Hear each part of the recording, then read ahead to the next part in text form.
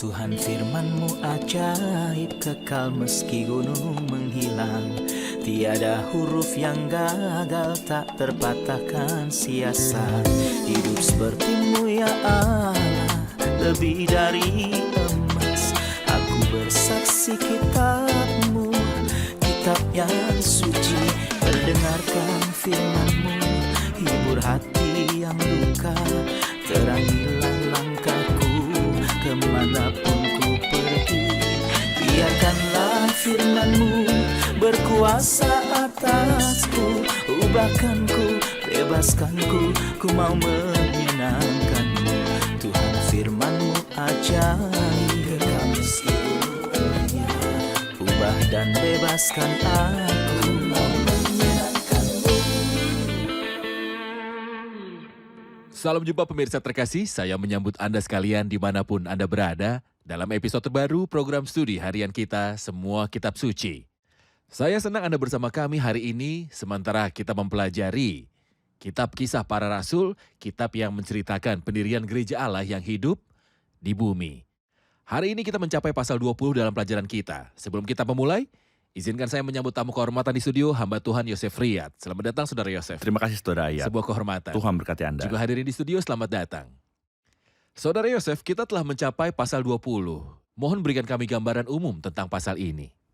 Kita masih membaca tentang kembalinya Paulus dari perjalanan misinya yang ketiga. Kita melihatnya di awal pasal melewati Makedonia menuju Yunani. Selanjutnya, kita membaca bahwa pemberhentian pertamanya adalah Troas, di mana dia menghabiskan 7 hari dan sebuah insiden penting terjadi ketika Paulus membangkitkan dari kematian seorang pemuda bernama Eutikus. Selanjutnya, kita membaca bahwa Paulus mencapai Miletus, pemberhentian yang kedua.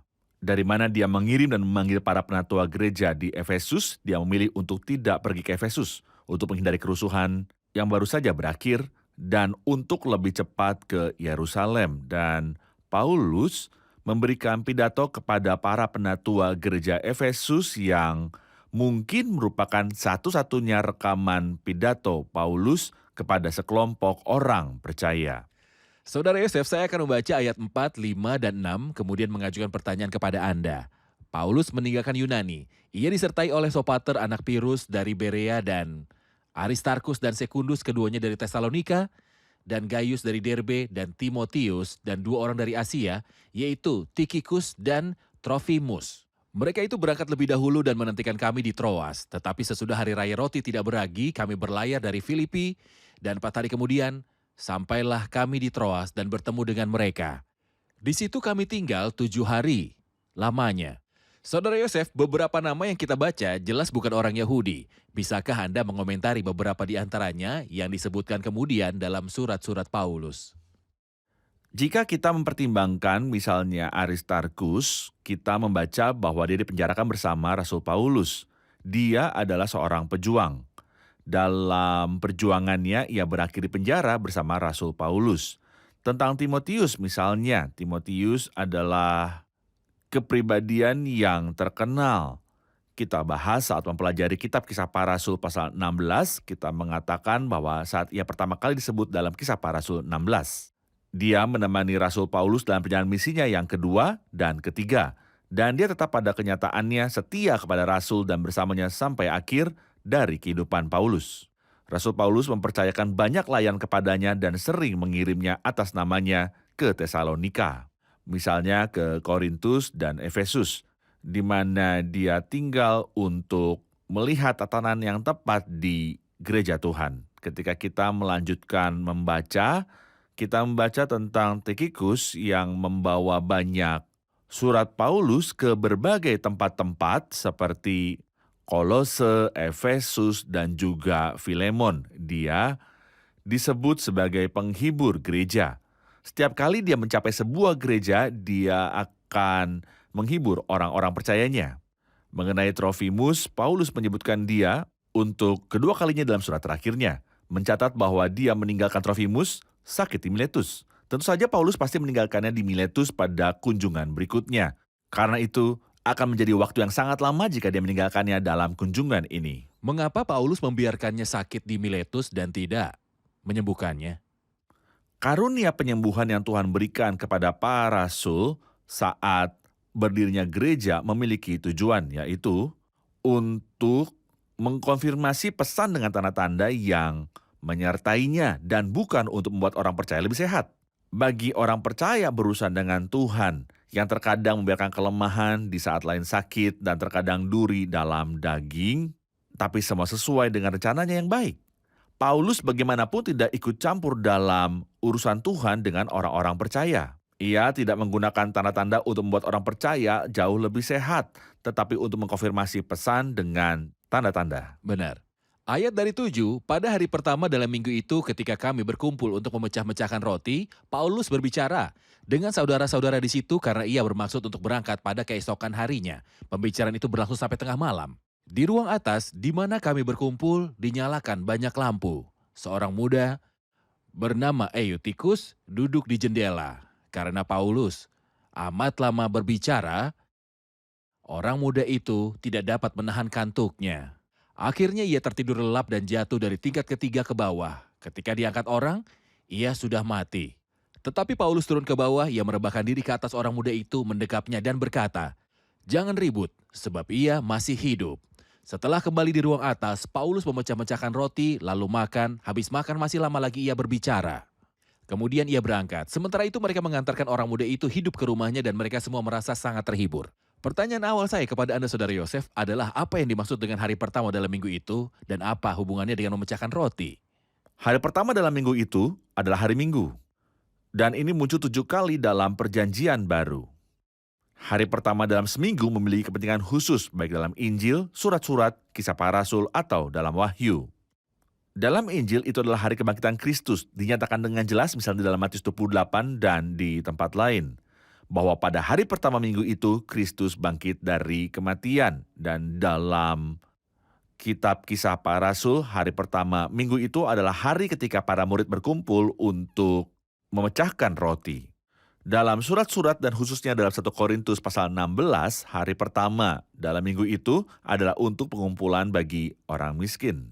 Mengenai kitab Wahyu 1 ayat 10, hari Tuhan menggantikan hari pertama dalam seminggu yang mengandung arti yang pertama dalam bahasa Arab atau the day of the sun atau Sunday dalam bahasa Inggris. Orang-orang percaya menyebut hari ini sebagai hari Tuhan seperti yang kita baca dalam Wahyu 1 ayat 10. Bahwa Yohanes ada di dalam roh pada hari Tuhan yang merupakan hari pertama dalam seminggu. Jelas pemecahan roti biasanya terjadi pada hari Minggu, hari pertama dalam seminggu. Ekspresi yang digunakan di sini, bukan pada hari pertama minggu itu para murid berkumpul untuk memecahkan roti. Sebaliknya pada hari pertama dalam minggu itu ketika kami berkumpul untuk memecahkan roti. Ungkapan yang kedua ini menunjukkan bahwa inilah kebiasaan para murid pada masa itu. Kita perhatikan bahwa Paulus dan orang-orang yang bersamanya menghabiskan 7 hari. Dan pada hari pertama minggu itu dia berniat untuk berangkat keesokan harinya. Kita menyimpulkan bahwa dia mencapai Troas pada hari Senin dan tinggal sampai hari Minggu untuk merayakannya bersama para murid. Pesta ini dan peringatan yang penuh berkat ini. Jadi kami menyimpulkan bahwa para murid tidak hanya tertarik pada persekutuan dalam arti yang umum, tetapi sangat berhati-hati terhadap persekutuan dalam pertemuan peringatan. Pertemuan persekutuan yang merupakan pertemuan syukur Ekaristi. Jadi kita belajar dari Alkitab bahwa pemecahan roti adalah hari Minggu. Ya. Karena kita membahas pemecahan roti, mohon berikan kami gambaran umum tentang makna pemecahan roti. Pemecahan roti disebut dengan 3 nama di dalam Alkitab. Ini disebut memecahkan roti, baik dalam kisah para rasul 2 atau kisah para rasul 20. Itu disebut meja Tuhan dalam 1 Korintus 10. Ini disebut perjamuan Tuhan dalam 1 Korintus pasal yang ke-11. Ketiga nama ini berbicara tentang hal yang sama, tetapi mereka bukanlah sinonim. Meja Tuhan memberitahu kita mengenai persekutuan. Dan itulah yang ditekankan oleh 1 Korintus pasal 10, bukankah cawan pengucapan syukur yang atasnya kita ucapan syukur adalah persekutuan dengan darah Kristus, bukankah roti yang kita pecah-pecahkan adalah persekutuan dengan tubuh Kristus? Saya percaya bahwa perjamuan Tuhan menekankan pada menghormati Kristus yang dihina di bumi kita sebagai seorang hamba. Kita yang mengasihi Dia dan mempelajari nilainya dan menerima keselamatannya, kita harus menghormati Dia di dunia yang tidak menghargai Dia. Oleh karena itu, kita bertemu hari pertama setiap minggu untuk menghormati Tuhan. Bukan hanya untuk mendengarkan khotbah yang bagus atau menyanyikan lagu pujian dan menikmati suasana yang sesungguhnya boleh, tapi itu bukanlah tujuan utama. Tujuan utama pertemuan kita adalah untuk merayakan Dia, perjamuan Tuhan. Di situ diadakan perjamuan untuk Dia. Saya percaya pecahan roti mengingatkan kita pada kematian Tuhan dan mengingatkan kita pada peristiwa-peristiwa. Sebab setiap kali kamu makan roti ini dan minum cawan ini, kamu memberitakan kematian Tuhan sampai Ia datang. Dia yang mengatakan, perbuatlah ini menjadi peringatan akan aku. Terima kasih Saudara Yosef. Kita rehat sejenak dan kembali untuk menjawab pertanyaan hadirin. Pemirsa terkasih, kita akan berjumpa kembali setelah rehat. Kuasa atasku, ubahkanku, bebaskanku, ku mau menyenangkanmu. Tuhan firman-Mu ajaib, kami seluruhnya. Ubah dan bebaskan aku, mau menyenangkanmu. Kami kembali pemirsa terkasih untuk menjawab pertanyaan dari hadirin di studio. Saya punya pertanyaan. Dalam Lukas tertulis bahwa Paulus memperpanjang khotbahnya sampai tengah malam. Tapi dia tidak menyebutkan detail dari khotbah itu. Sebagai gantinya dia menyebutkan detail lain seperti seorang pemuda Eutikus duduk di dekat jendela sambil tidur. Dan ada banyak lampu. Apakah ada alasan atau signifikansi khusus untuk ini? Dengan kata lain, Lukas menceritakan banyak detail tentang ruang atas yang memiliki lampu dan seorang pemuda tertentu. Tapi tidak disebutkan apa yang dikatakan oleh Paulus. Ya. Apakah ada signifikansinya? Apa yang Paulus katakan? Dia mengucapkan firman Tuhan, di mana kita mendengar ini, bagaimana kita tahu? Ketika kita berkumpul untuk nama Tuhan, kita mendengar firman Tuhan. Kita juga ingat bahwa ketika Kristus berjalan dengan 2 murid Emmaus, dia mengatakan banyak hal. Lalu ia menjelaskan kepada mereka apa yang tertulis tentang dia dalam seluruh kitab suci. Seseorang pernah berkata, kami berharap, kami tahu apa yang dikatakan kepada mereka. Apa kamu ingin tahu? Hadiri pertemuan dan Anda akan menemukan Kristus mengulangi perkataan yang sama tentang dirinya dalam seluruh kitab suci. Setiap pertemuan sejati dengan nama Kristus tidak bicara apapun, hanya tentang pribadi Kristus dan hal tentang dia dalam kitab suci. Saya percaya detail sisi lain memiliki makna dan membawa makna yang indah. Misalnya, banyak lampu memiliki makna literal dan spiritual. Dalam arti harafiah, mereka menunjukkan bahwa penyembahan orang Kristen tidak seperti penyembahan berhala yang terkait dengan praktik memalukan yang dilakukan dalam kegelapan. Kita tidak menyembah dalam kegelapan dan tidak memiliki praktik memalukan seperti yang dilakukan dalam penyembahan berhala. Maka lampu bersinar di ruang atas karena kita tidak melakukan hal yang memalukan. Secara rohani, ada 8 tokoh yang luar biasa dalam pertemuan ini. 2 diantaranya adalah wadah inspirasi, yaitu Lukas, tabib, dan Rasul Paulus bejana yang dipilih. Betapa terang yang luar biasa ada di dalam guru-guru mula-mula ini, termasuk sumber inspirasi seperti Rasul Paulus dan Lukas sang dokter terkasih. Ada banyak lampu, tempat itu sepenuhnya menyala. Dari firman Tuhan, karena firman-Mu pelita bagi kakiku dan terang bagi jalanku. Adapun nama Eutikus memiliki arti bahagia, beruntung, dan saya yakin dia bahagia karena 2 alasan. Pertama, untuk menghadiri pertemuan semacam itu, dan kedua, atas kehadiran Paulus dalam pertemuan ini yang membangkitkan dia dari kematian. Saudara Yosef, Eutikus sedang duduk di jendela. Ya, Kemudian tidur dan jatuh dengan nyata di Ya. jalan, di luar. Iya. ya, dia jatuh Apa yang hal jalan. ini nyatakan kepada kita secara rohani? Ini berbicara tentang orang yang berhati ganda dalam pertemuan itu. Seorang pria yang berpikiran ganda. Dari waktu ke waktu dia melihat jalan menangkap angin segar dari jendela. Kemudian dia mendengarkan Paulus. Hati yang terbagi tidaklah baik dan oleh karena itu sedih untuk mengatakan dia tenggelam dalam tidur, jatuh, dan akhirnya mati. Ayat dari 17 kita membaca karena itu ia menyuruh seorang dari Miletus ke Efesus dengan pesan supaya para penatua jemaat datang ke Miletus. Sesudah mereka datang berkatalah ia kepada mereka, "Kamu tahu bagaimana aku hidup di antara kamu sejak hari pertama aku tiba di Asia ini. Dengan segala rendah hati aku melayani Tuhan, dalam pelayanan itu aku banyak mencucurkan air mata dan banyak mengalami pencobaan dari pihak orang Yahudi yang mau membunuh aku. Sungguh pun demikian, aku tidak pernah melalaikan apa yang berguna bagi kamu. Semua kuberitakan dan kuajarkan kepada kamu baik di muka umum maupun dalam perkumpulan-perkumpulan di rumah kamu. Aku senantiasa bersaksi kepada orang-orang Yahudi dan orang-orang Yunani supaya mereka bertobat kepada Allah dan percaya kepada Tuhan kita Yesus Kristus. Tetapi sekarang sebagai tawanan roh, aku pergi ke Yerusalem dan aku tidak tahu apa yang akan terjadi atas diriku di situ, selain daripada apa yang dinyatakan Roh Kudus dari kota ke kota kepadaku, bahwa penjara dan sengsara menunggu aku. Tetapi aku tidak menghiraukan nyawaku sedikit pun, asal saja aku dapat mencapai garis akhir dan menyelesaikan pelayanan yang ditugaskan oleh Tuhan Yesus Kristus kepadaku untuk memberi kesaksian tentang Injil kasih karunia Allah. Dan sekarang aku tahu bahwa kamu tidak akan melihat mukaku lagi. Kamu sekalian yang telah kukunjungi untuk memberitakan kerajaan Allah. Sebab itu pada hari ini aku bersaksi kepadamu bahwa aku bersih, tidak bersalah terhadap siapapun yang akan binasa. Sebab aku tidak lalai memberitakan seluruh maksud Allah kepadamu. Karena itu jagalah dirimu dan jagalah seluruh kawanan, karena kamulah yang ditetapkan Roh Kudus menjadi penilik untuk mengembalakan jemaat Allah yang diperolehnya dengan darah anaknya sendiri. Aku tahu bahwa sesudah aku pergi, serigala-serigala yang ganas akan masuk ke tengah-tengah kamu dan tidak akan menyayangkan kawanan itu. Bahkan dari antara kamu sendiri akan muncul beberapa orang yang dengan ajaran palsu mereka berusaha menarik murid-murid dari jalan yang benar dan supaya mengikut mereka. Sebab itu berjaga-jagalah dan ingatlah bahwa aku 3 tahun lamanya, siang malam dengan tiada berhenti-hentinya, menasihati kamu masing-masing dengan mencucurkan air mata. Dan sekarang aku menyerahkan kamu kepada Tuhan dan kepada firman kasih karunia-Nya yang berkuasa membangun kamu dan menganugerahkan kepada kamu bagian yang ditentukan bagi semua orang yang telah dikuduskannya.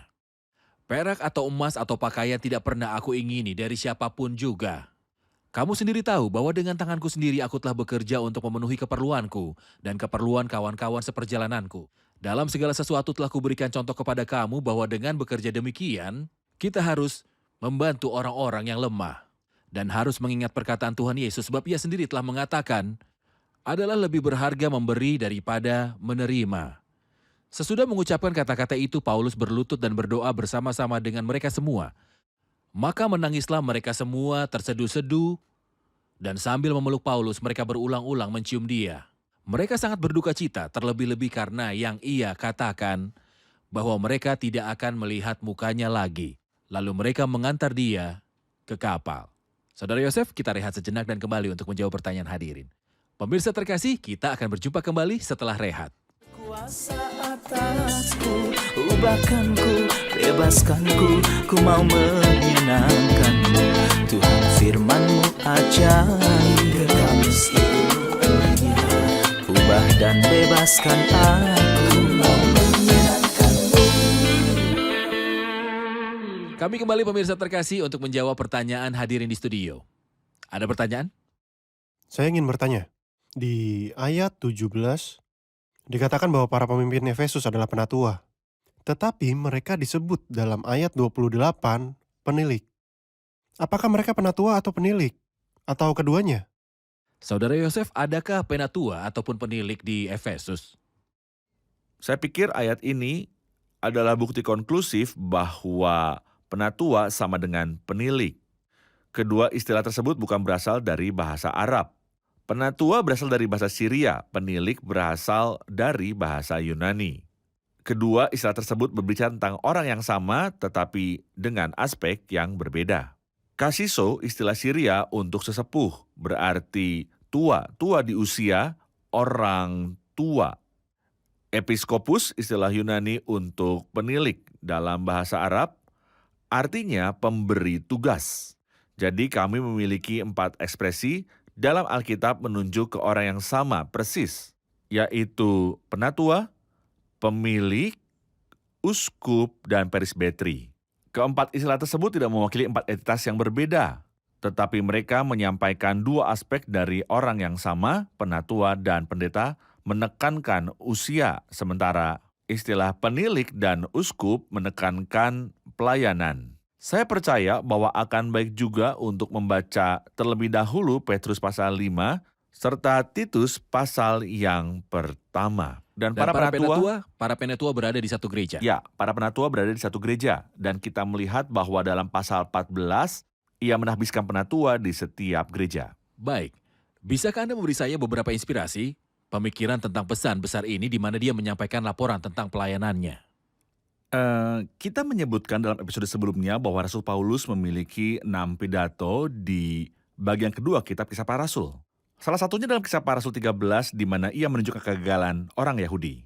Lain dalam Kisah Para Rasul 17 di mana ia menunjukkan kegagalan orang-orang bukan Yahudi. Dan di sini dalam Kisah Para Rasul 20 di mana dia menunjukkan kegagalan gereja Allah. Selanjutnya kita membaca tentang 3 debat untuk Paulus di hadapan raja dan penguasa yang berbeda. Kita dapat membagi pidato ini menjadi 3 bagian, dulu, sekarang, dan masa depan. Mulai dari ayat 18, dia berbicara tentang masa lalu yang menyatakan, kamu tahu bagaimana aku hidup di antara kamu. Jadi ia berbicara tentang masa lalu, sejak hari pertama saya menginjakkan kaki di Asia melayani. Semua ini telah berlalu sampai ayat 21. Dimulai dengan ayat 22, dia berbicara tentang masa kini, tetapi sekarang sebagai tawanan roh, aku pergi ke Yerusalem. Dan aku tidak tahu apa yang akan terjadi atas diriku di situ. Selain daripada dinyatakan Roh Kudus dari kota ke kota kepadaku, bahwa penjara dan sesara menunggu aku. Dia melanjutkan dengan saat ini sampai akhir ayat 28, mulai dari ayat 29, dia berbicara mengenai masa depan. Aku tahu bahwa sudah aku pergi, serigala-serigala ganas akan masuk ke tengah-tengah kamu. Dan tidak akan menyayangkan kawanan itu, dan dia melanjutkan. Saya akan menambahkan bahwa dalam khotbah ini, jika boleh saya menyebutnya demikian, saya pertama kali melihat kerendahan hati Paulus ketika berkata melayani Tuhan dengan segala kerendahan hati. Kita menemukan keberaniannya, ketekunan, dan pengendalian dirinya. Jelas bahwa dia melayani dengan segala kerendahan hati. Kita melihat keberaniannya karena dia tidak takut mati. Dia berkata bahwa penjara sengsara menunggu aku, tetapi aku tidak menghiraukan nyawaku sedikit pun. Saya percaya bahwa hal yang paling penting bagi siapapun adalah hidupnya sendiri. Tetapi tidak untuk Paulus, apa yang dia hargai lebih dari hidupnya adalah menyelesaikan pelayanan yang diterimanya dari Tuhan Yesus. Pertarungannya jelas ketika dia mengatakan bahwa dia mengajar mereka di depan umum dari rumah ke rumah. Saya percaya teladannya membuat malu banyak pelayan. Siapa di antara kita yang berbicara depan umum dan di setiap rumah? Inilah yang dilakukan oleh Paulus di Efesus. Kita juga menemukan pengandalian dirinya karena dia berkata, saya tidak menambahkan siapapun. Perak atau emas atau pakaian jadi. Saya telah menunjukkan kepada Anda bagaimana Anda harus bekerja keras untuk membantu yang lemah, mengingat dia yang menganggap dunia sebagai pemberi yang nyata. Kristus yang dengan memberikan darahnya sendiri mengajar dunia tentang memberi. Ingatlah firman Tuhan kita Yesus bagaimana dia sendiri berkata, lebih baik untuk memberi daripada menerima. Meskipun kata-kata ini tidak dicatat dalam Injil, namun ditulis oleh ilham Roh Kudus. Sangatlah mungkin firman diagungkan oleh banyak orang. Ini adalah karakter kehidupan Kristus. Inilah karakter kehidupan Kristus. Dia selalu berkata, berilah pada mereka. Baginya selalu lebih diberkati untuk memberi daripada menerima. Saya berharap perkataan ini akan menjadi moto bagi kita masing-masing sebagai pengikut Kristus. Mengenai masa depan, Paulus memberitahu mereka kata-kata yang serius. Kata-kata Dia serius. berkata, karena itu jagalah dirimu dan jagalah seluruh kawanan, karena kamulah yang ditetapkan Roh Kudus menjadi penilik untuk menggembalakan jemaat Allah. Dia menambahkan bahwa akan ada dan datang di antara mereka layaknya serigala yang ganas. Mohon beritahu tentang hal ini. Ada bahaya dalam segala-segala ganas yang akan menyerbu kawanan domba. Kita melihat bidat dan pengajar sesat bertujuan untuk menyimpangkan dari kita kesempurnaan kitab suci dan inspirasinya. Mereka mengusir kita dari keilahian Kristus. Mereka mengingkari keilahiannya dan mereka mengingkari pendamaian. Saya melihat sesuatu yang sangat serius. Saudara, ayat ketika dia menyatakan bahkan dari antara kamu sendiri akan muncul beberapa orang yang dengan ajaran palsu mereka berusaha menarik murid-murid dari jalan yang benar dan supaya mengikut mereka. Ini berarti bahwa beberapa di antara para penatua gereja Efesus akan berbicara hal-hal yang palsu. Dan ini berarti bahwa jika saya kembali ke zaman para rasul dan memperoleh ajaran dari salah satu penatuanya yang terkenal, ini tidak menjamin kebenaran dari ajaran tersebut. Dari mana saya akan mendapat pengajaran yang benar? Paulus menjawab, dan sekarang aku menyerahkan kamu kepada Tuhan dan kepada firman kasih karunia-Nya. Saya pikir jawaban ini adalah indikator pasti bahwa saya tidak dapat menganggap kata-kata siapapun sebagai sumber yang dapat dipercaya. Satu-satunya sumber terpercaya yang benar adalah Alkitab dan apa yang dikatakannya. Setiap pemikiran atau doktrin tidak benar karena alasannya akarnya yang lama. Sama sekali tidak. Karena zaman pertama kekristenan memiliki ajaran sesat dan firman yang salah bahkan di Banyak. dalam gereja. Banyak sekali. Kesalahan lama tetaplah kesalahan dan akar Benar. lamanya tidak mengubahnya dari kesalahan menjadi kebenaran. Ini akan tetap menjadi kesalahan yang sangat tua. Apa pendapat Anda tentang perkataan ayat 28 tentang gereja untuk menggembalakan jemaat Allah yang diperolehnya dengan darah anaknya sendiri? Apa yang Anda lihat di sini? Saya melihat betapa berharganya gereja di hati Allah. Begitu berharga sehingga dia membayar dengan harga yang sangat mahal, darah putra tunggalnya Tuhan Yesus Kristus. Ia mendapatkannya dengan harga mahal yang luar biasa. Kamu telah ditebus bukan dengan barang yang fana, melainkan dengan darah yang mahal, yaitu darah Kristus yang sama seperti darah anak domba yang tidak bernoda dan tidak bercacat. Ia telah dipilih sebelum dunia dijadikan. Jika gereja begitu berharga di mata Tuhan, maka harus dipertimbangkan dengan cara yang samalah oleh para gembala bahwa Roh Kudus menahbiskan penatua untuk menggembalakan gereja Allah. Apapun pelayanan yang saya lakukan untuk umat Allah, saya melakukannya untuk Kristus. Kristus berkata kepada Petrus, apakah kamu mengasihi aku? Peliharalah domba-dombaku, memberi makan domba-dombaku dan memberi makan domba-dombaku. Saudara Yosef, apalagi yang bisa kita lihat dalam ayat yang indah ini? Ketika kita melihat nilai besar dari gereja, kita menemukan ekspresi yang sangat aneh dan kuat. Jemaat Allah yang diperolehnya dengan darah anaknya sendiri. Kita tahu betul bahwa Tuhan tidak memiliki tubuh, juga tidak memiliki darah. Ayat ini ditulis dengan indah dalam bahasa Inggris, darahnya anaknya. Darah anaknya sendiri, darah anak tunggal. Di sini kita melihat bahwa ketika anak tunggal Bapa datang dan menjadi manusia, dia menumpahkan darahnya di kayu salib. Inilah betapa berharganya gereja Allah dianggap. Ini berbicara kepada kita tentang betapa berharganya Tepat. gereja. Darah anaknya dibayarkan untuknya. Itu benar, Benar. benar. Terima kasih Saudara Yosef. Sekarang Amin. kita akan rangkum bersama hadirin di studio. Amin. Kita mengetahui bahwa para murid berkumpul di hari pertama minggu itu untuk memecahkan roti. Apakah arti dari pemecahan roti dan hubungannya dengan hari pertama dalam seminggu? Ungkapan pertama dalam Kisah Para Rasul 2 dan 20 mengacu pada pemecahan roti yang berbicara tentang peringatan kematian Tuhan bagi kita. Ini juga merupakan perintah langsung dari Tuhan kepada kita. Ekspresi kedua, meja Tuhan dalam 1 Korintus pasal 10, bahwa pemecahan roti adalah persekutuan bagi kita orang-orang percaya. Sebagai anggota satu tubuh Tuhan Yesus.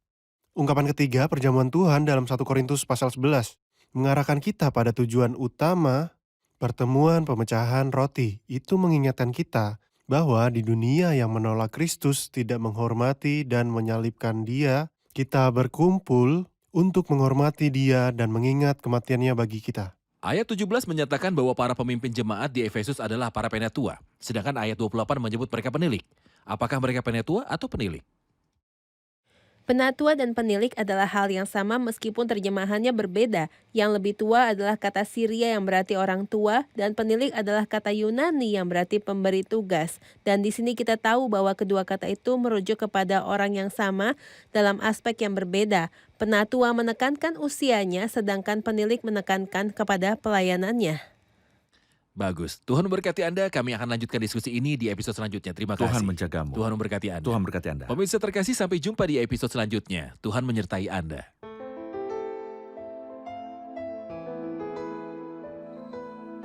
Tuhan firman-Mu ajaib, kekal meski gunung menghilang. Tiada huruf yang gagal, tak terpatahkan siasat. Hidup seperti-Mu ya Allah, lebih dari emas.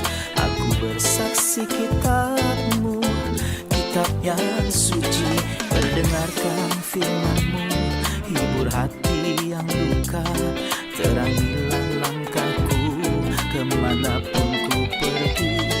Biarkanlah firman-Mu berkuasa atasku. Ubahkanku, bebaskanku, ku mau menyenangkan-Mu. Tuhan firman-Mu ajaib, ubah dan bebaskan aku.